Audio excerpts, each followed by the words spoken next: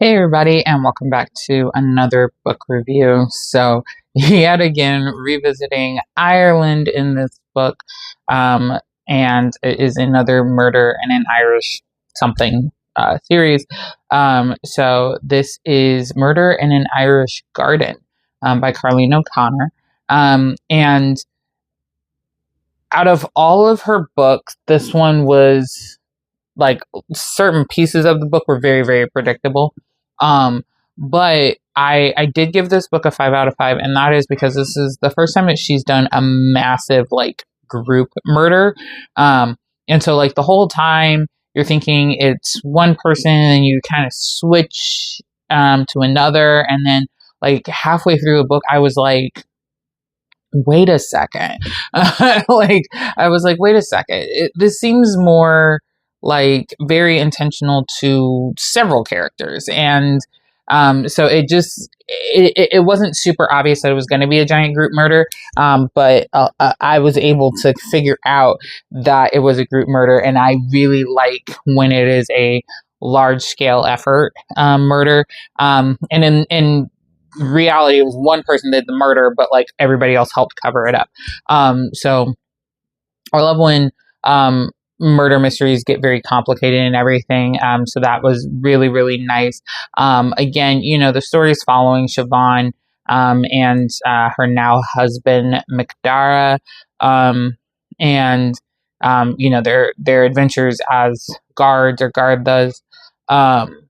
And with this one, their story kind of loosely continues with very stereotypical spousal tropes, which is if I have a complaint about this book, it is the stereotypical trope. So they at the beginning of the book, they've been married for I think over a year now, and this one takes place like almost directly after the last book. So like the last book like happened in like the beginning of June, and this book happens like 3 weeks later, which I thought was just a little odd. Like usually she's got a couple more months in the middle, or maybe even a year or something.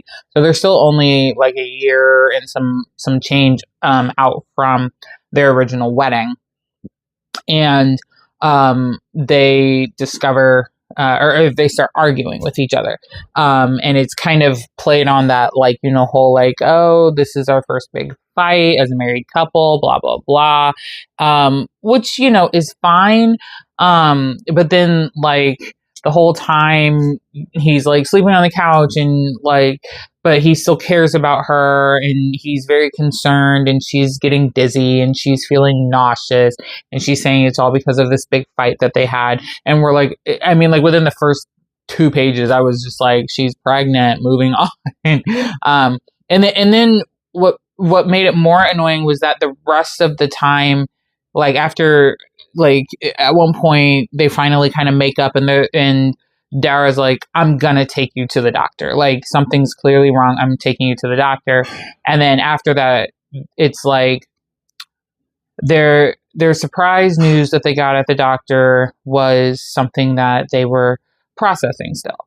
And it's just like, just say that she's pregnant. Like it was trying to do this whole like long drawn out thing to the end when her siblings, because remember she has 5 siblings, and so it just keeps doing this long drawn out thing to get to the point that everybody knows already, like at least as readers, that she's pregnant. Nobody else in the story knows, right? And it just that piece, that little element of it just got very annoying. But the other piece of this, and I do like when that I really liked about this book, and she's done it in a couple of the other books, is diving into a little bit of Irish folklore. And so they mentioned Dullahan, or Doolan. I'm not sure if I'm saying that right. Somebody who's from Ireland fix my sounds. But that is the Headless Horseman. And I was like, ooh, Headless Horseman, because, it's Halloween season. And so, that story does get brought up a lot here in the States. And so I was just like, ooh, yay, a Headless Horseman story. And I just kept going back to the Legend of Sleepy Hollow. And then as they were explaining, I'm like, wait a second. is there another Headless Horseman that I had never heard of? So that was actually really kind of cool. And so my next adventure is to go find like another book or something that kind of dives a little bit more into maybe a variation on the Irish Headless Horseman. Just sounded very interesting. And kind of creepy crawly and definitely different than The Legend of Sleepy Hollow. So yeah, I'm very curious about that. But I really like that she kind of brought that in, that folklore bit, and kind of how, um, even